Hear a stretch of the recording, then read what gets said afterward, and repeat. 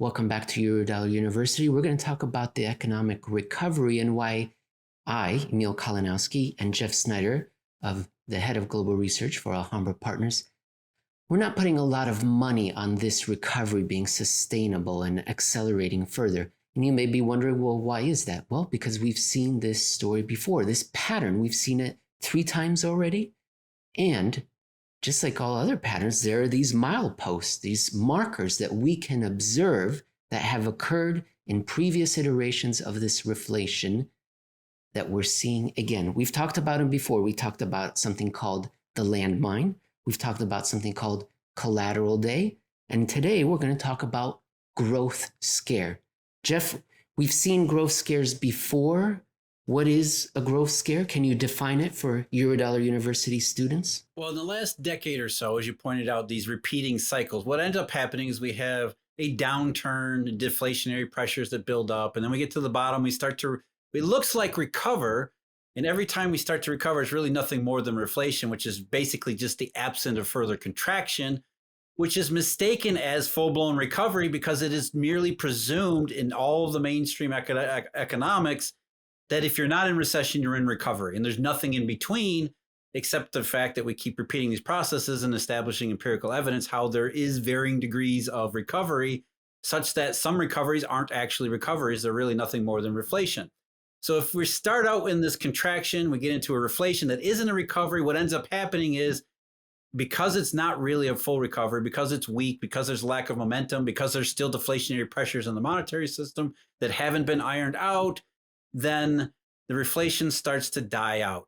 The forward momentum, that what looks like a recovery starts to look a lot less like a recovery, and it starts to look like maybe it's exhausting itself and then potentially rolling over.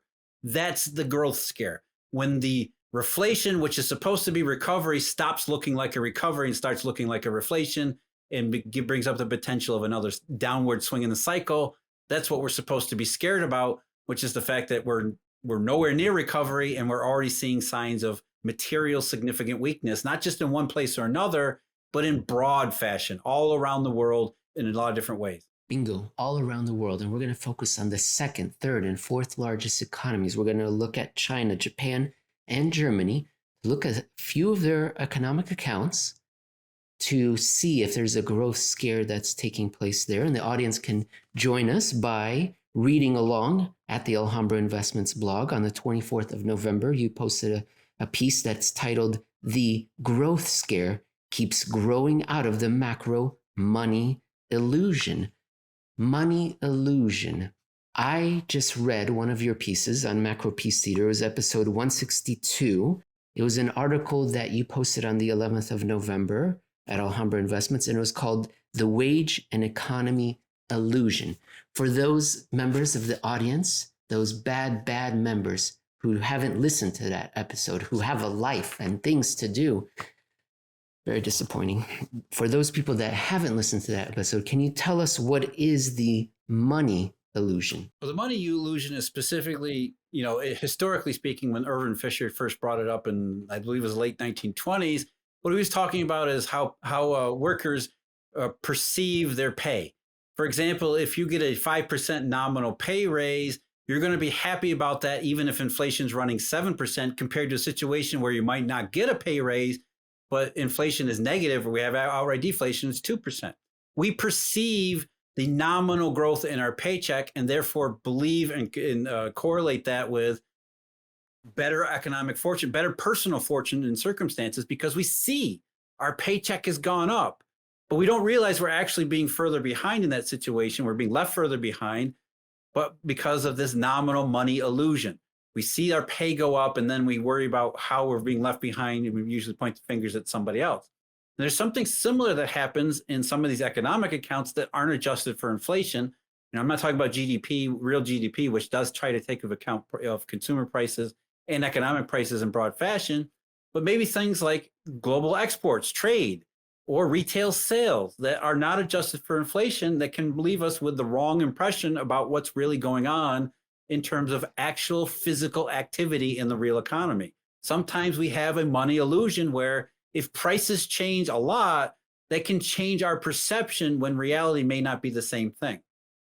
Exactly. So we're going to be talking about nominal versus real. The nominal might be where the illusion is taking place. And if we could make an analogy, if we're talking about an economic account, we could compare it to price versus volume, value versus volume. The value would be the nominal, it's got the price embedded with it. But the real stuff is the volume. How many of these things are being transacted? And our first stop on this whistle stop tour will be China. We're going to be looking at Chinese imports of iron ore. We've got the chart up now. We've got two lines there.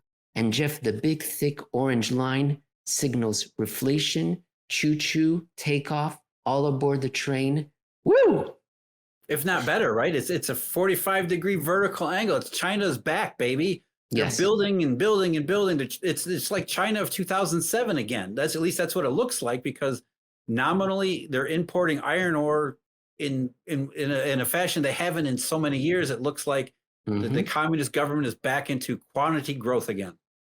But then we look at this dashed line, and Jeff, it's going the opposite direction, and that dashed line represents volume. It peaked in September 2020, or well, earlier than that. Right. Since September 2020, this is no longer really sideways. It really is going lower. So while the nominal value of Chinese imports of iron is going through the roof, it's nothing more than the price of the commodity.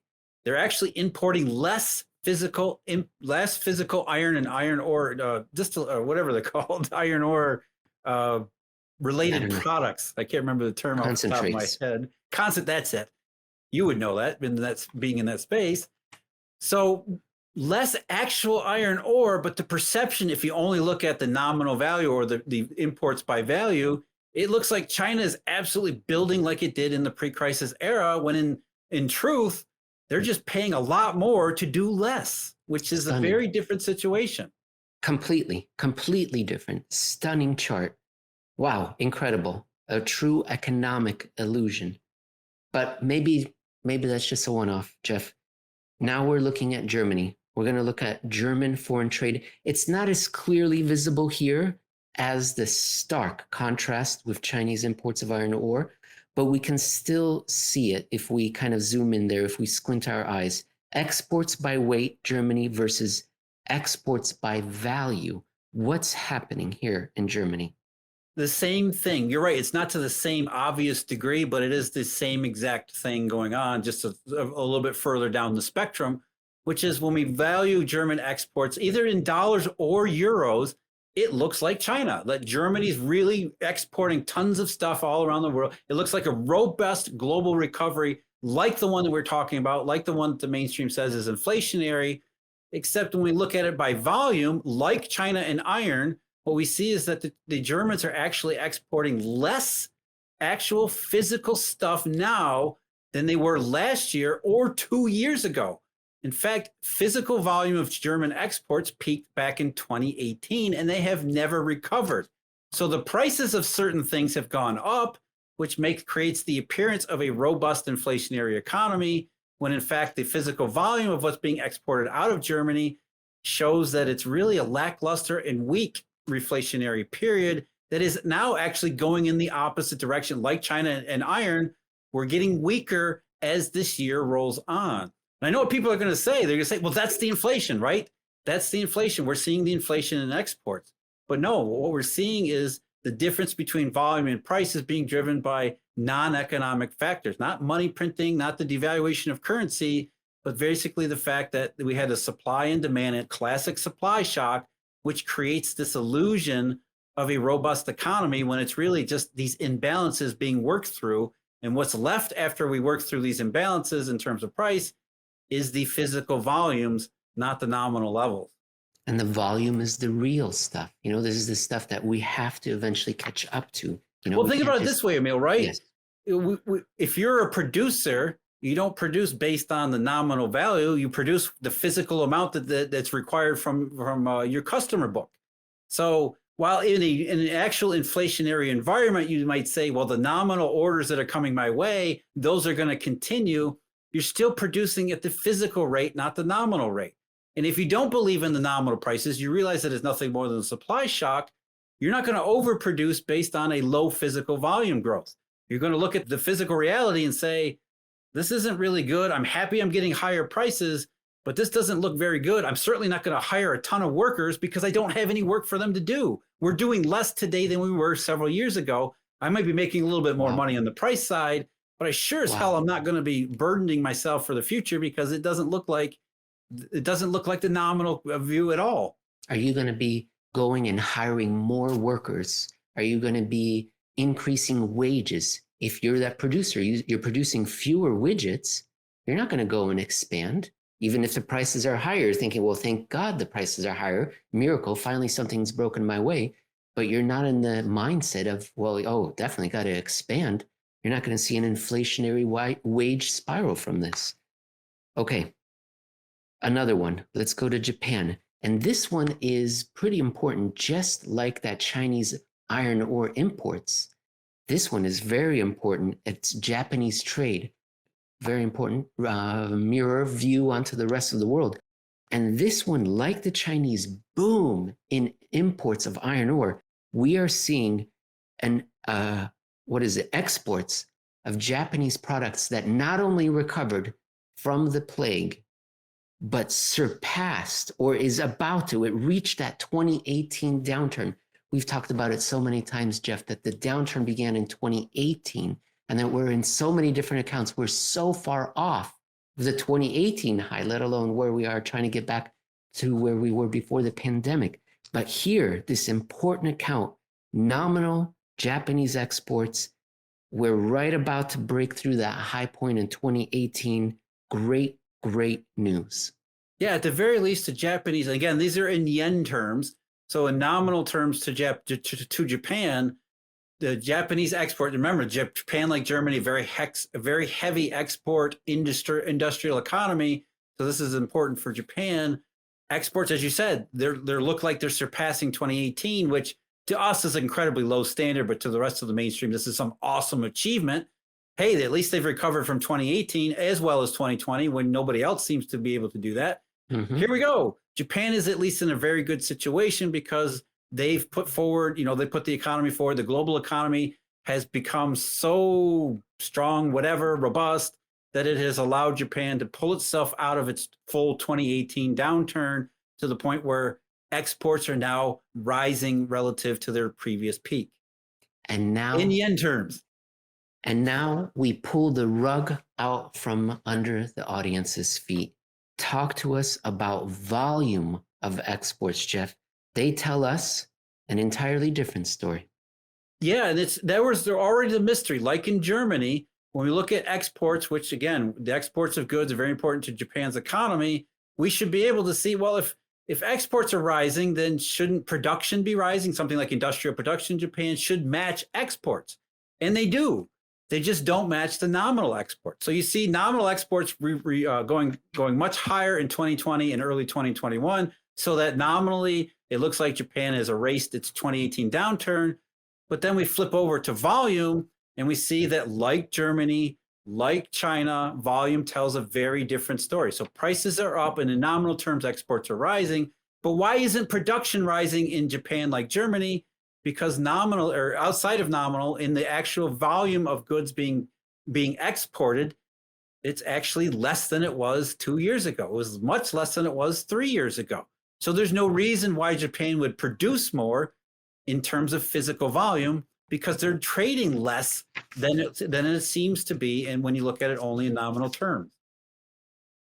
Jeff, that's it for me. I've got one last quote here. Let me read it. Because of the unusual nature of the pandemic creating bottlenecks, a truly uninspiring global comeback was made to appear like a rip-roaring one, inflation-y in its appearance. Value versus nominal value versus real and volume. That's it for me, Jeff. Should we talk about the show or should we talk about your favorite Thanksgiving side? Our favorite Thanksgiving side, I think, is realizing that Japan, Germany, and China isn't just about Japan, Germany, and China. We're thankful that we have these bellwethers and indication because they tell us something very specific about the entire global economy. So Japan's struggles, its lack of recovery, and its growth scare, which is growth seems to be tailing off in the last half of 2021 isn't just about Japan. In the same way as Germany struggles, its lack of growth, its lack of volume growth, and its tailing off in 2021 isn't just about Germany. Like 2018, we knew a lot about what was happening in the global economy by looking at these three national situations and understanding what they were telling us. So it's not about Japan, it's not about Germany, it's not about China, it's about those and everything else. They're telling us something important about the direction for the global economy in the future, because trade is so important to the marginal capacity for economic growth or lack of growth. I was listening to another podcast and they were discussing what's your favorite Thanksgiving side. And they were interviewing an offensive lineman from the National Football League. And for the audience outside of America, those are the big uglies in the trenches that try to push other big uglies around. And this offensive lineman said that his favorite Thanksgiving side is gravy. I love that. It's so true. Oh, I agree with him. My public service announcement to everyone is that cranberry is delicious with your Thanksgiving, but everyone is getting it in a jar or that can. That's not cranberry. It's like cranberry jelly. Please go buy yourself a bag of real cranberries, put it in the pot, put some sugar in there, a little bit of water, boil it down, and that's your cranberry topping. That's delicious. Please give cranberries another chance.